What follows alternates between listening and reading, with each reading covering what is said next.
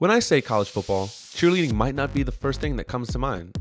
However, cheerleading is a staple to game day, and the Elon Cheer Squad knows that and puts the time in to make sure their shows are the best they can be. Well, we start preparing for football season before school starts. So we went to cheerleading camp this year at Myrtle Beach at the NCA college camp. And then we practice every Tuesday and Thursday for 3 hours, and we practice every Saturday before games to make sure that everything's fine-tuned and perfected. We wake up first thing in the morning, we have practice before our actual games, and then we get dressed, we do our makeup, we do our hair, and we go out there. And I feel like, we always tell our girls, as cheerleaders, one must always be optimistic.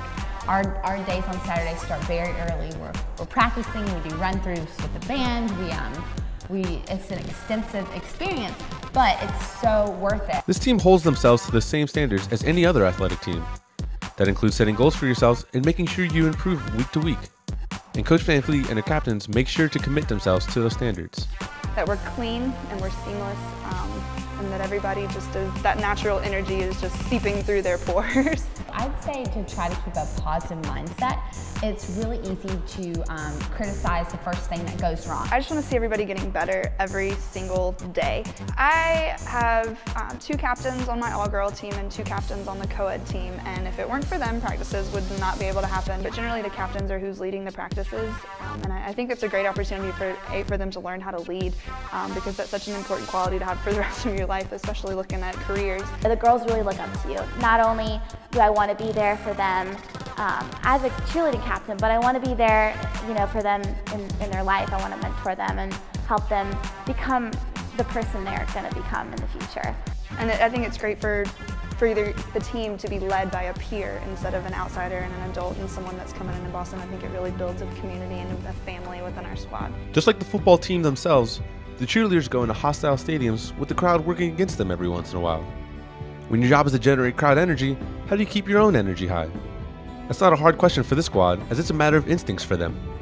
They just do it. So if the crowd's really dead, then we got to be like, all right, we got to get the crowd more involved. Or if the football guys are down, we kind of look over and see that they're not having it right now. We know we got to spice it up. I also think it's important to build each other up, because that's what's going to keep us going for that extended period of time, for that entire game day. The energy that they bring is just kind of naturally who they are, and the way they act at games.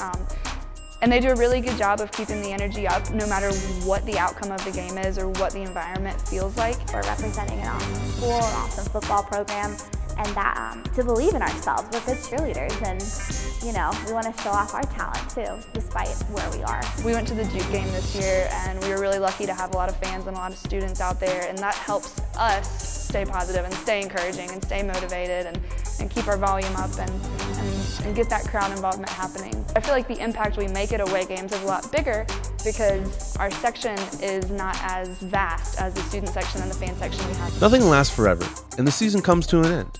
This coach and her squad puts a lot of time in for 12 games a year and make sure to put everything into it so that they can get everything out. So we've been really preparing for these Saturdays for a really long time because there are so few of them.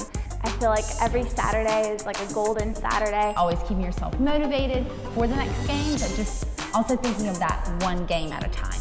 We know how valuable those games are, and we make sure that we make the best of those.